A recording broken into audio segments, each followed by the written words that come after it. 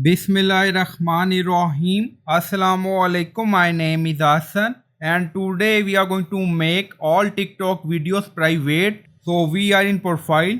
If you make video one by one private, so it will take time. So we are going to make all TikTok video private. Now you see three lines on top. So click on it and then you see setting and privacy. So again click on it. So we are in setting and privacy. Now you see activity center, so click on it. So we are in activity center and then you see manage post visibility, so click on it. Now you see all videos, so you can select like this. So we select videos and then you see next, so click on it. Now you see update selected post only you and then click on update.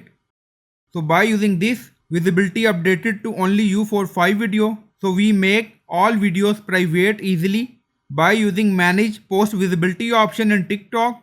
Now in video you see only you, only you. So I hope you like this video. Please like, comment, share, subscribe. Thank you for watching.